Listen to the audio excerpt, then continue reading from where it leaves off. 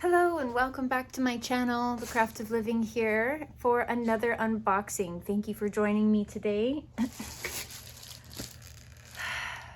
for my obsession. I really just can't explain it. I guess when you're on your soul's path and you're feeling fulfilled, this is the journey of just trusting the next step. Ooh, so I totally forgot which one I ordered next. I thought it was going to be the other one, but I'm actually excited that it's this one. So this one is another Alana Fairchild. To be quite honest, I thought the artistry in this deck was beautiful, but it just didn't light me up. However, I am a fan of Rumi and some of the stuff and the teachings of Rumi, but I suppose it wasn't the right time for this deck, and now it is, because now that I am offering more readings, the theme of the questions are about romance and love. So I know you don't have to get a deck for each topic, but I am on a journey of the heart, so why wouldn't I get a deck about love and the journey of love? An invitation into the heart of the divine. So let's go ahead and open this and see what we got here. So this is Alana Fairchild, artwork by Rasuli. And the artwork is quite gorgeous, and it does resonate with me more now than it had in the past. But we have a typical Blue Angel hardcover box there. I typically just leave that at the bottom. Beautiful, rich wine color here with the gold foiling there on the words on the box only. And a nice, Alana Fairchild's books don't disappoint me, usually, typically. I don't know about you guys, but one of the reasons why I buy her work is because of her messages that she gets in these interpretations. But let's take a look. We have Alana Fairchild there, and then there's Rasuli. And in the beginning of the book, there is, let's see, table of contents, which is good when you're looking up a specific card. The introduction, Rumi. How the project happened so effortlessly because they were in alignment, in a vibratory match.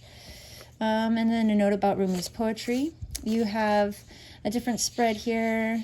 This is the inner dervish, the spiral of creation. Card messages, it goes right into that. So it tells you a quote by Rumi under every single card. That's awesome. So there are numbers also on the cards as well. So those of you that are into numerology, there's also that. And this looks like an affirmation of some sort. And then she goes into the description of the card and her honoring ritual. She always has, that's her signature, some healing ritual, some type of rite of passage ritual or affirmation or something in the end there, and she doesn't disappoint in this regard. So let's check out the cards themselves. Like I said, a beautiful wine color of that maroon. Cardstock is matte. Card glaze is matte, and the cardstock is, I would say, medium hard in regards to bendiness. They are not foiled edge, which is a good thing. And let's take a look at some of the cards. So we have Beyond Death and Life. Okay. Passion for Purpose. I love the rich colors on these. This captures so beautifully. It's more vibrant on screen than it is in reality, but it still is very vibrant right there. So the dissolving light. The Cloak of Christ. I did hear on some of the reviews that this is Christian influenced. I can't comment on that. I don't know. We'll find out.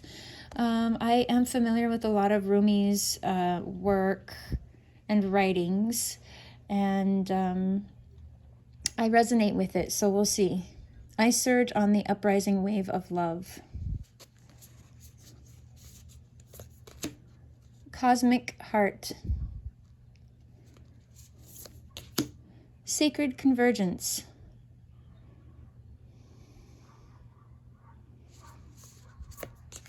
Arise, 13.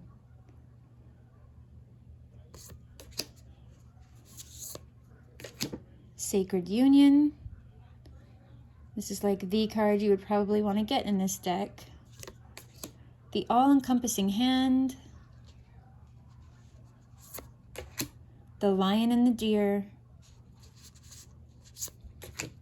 The angel Rasbar or Resbar.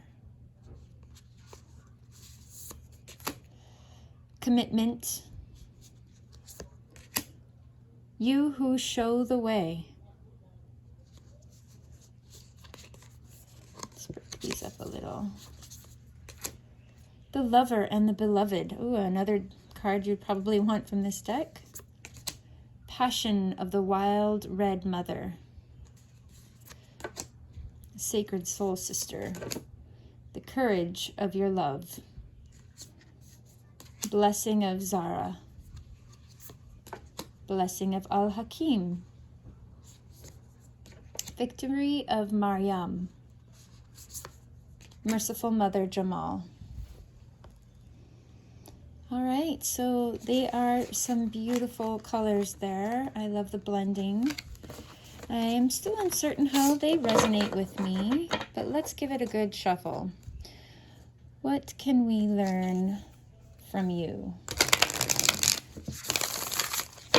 What can we learn from this deck? Shuffles fairly easily.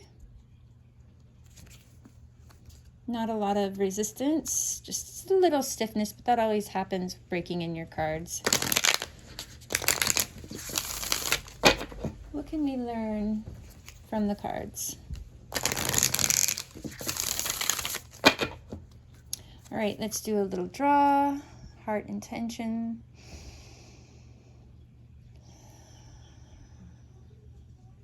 Let's see. We got sacred convergence. Wow, you know, that's probably one of the only ones that I brought close to the camera. And I don't even know why, because this picture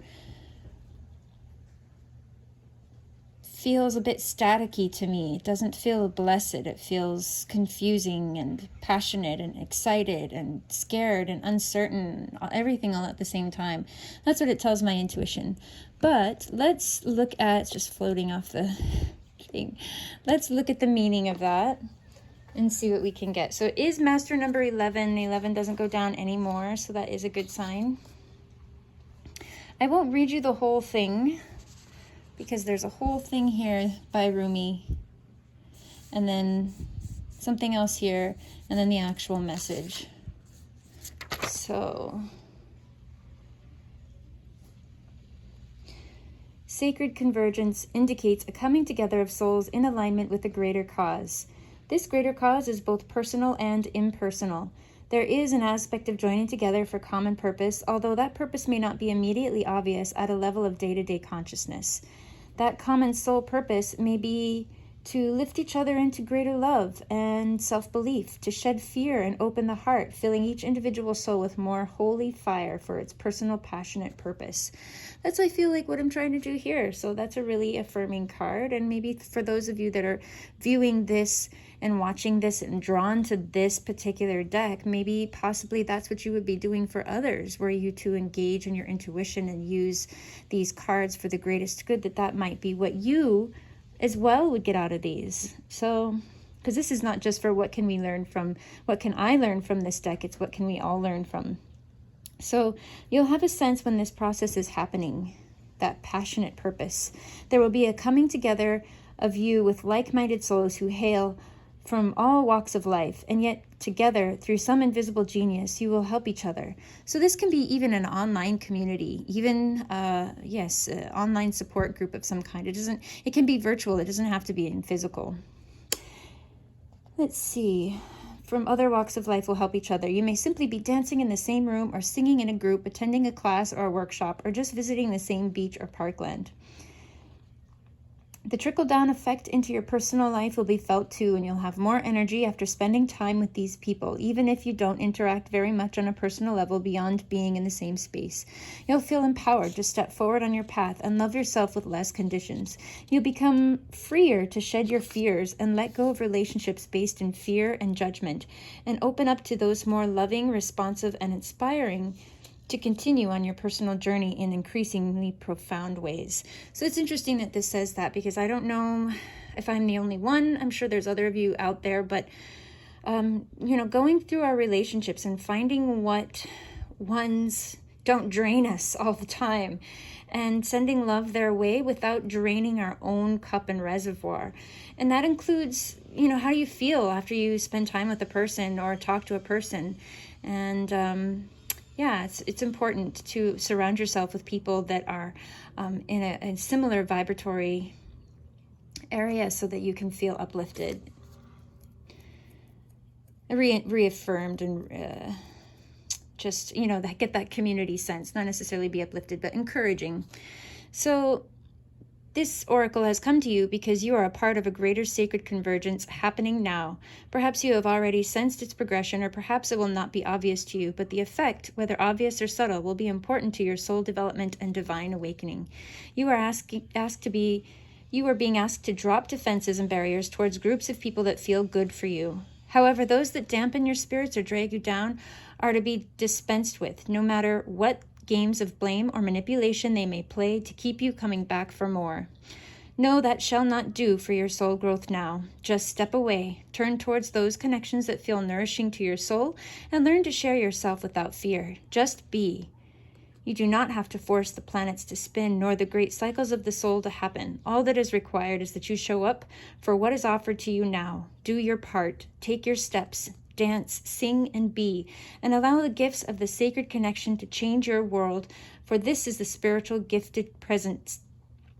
This is the spiritual gift presented to you now. So that's wonderful. I love that. It has like a whole bunch more. Alana Fairchild is never short on very insightful readings, but I will stop there. If you are interested in this deck, I will provide a link below. Always, in any unboxings I do, I provide a link below. If you decide that you resonate with this deck and you would like to get it, I would hope or encourage or invite you to click on my link below, and in doing so, I may get a small portion of that sale with no additional cost to you, but it would help this channel stay on and stay up and continuing to unbox these awesome, talented people for divination tools and readings. But anyways, let's if you have any experience with this deck on the accuracy of your readings that you get with it, please tell me below in the box. And then thanks for stopping by today, guys. Have a good one.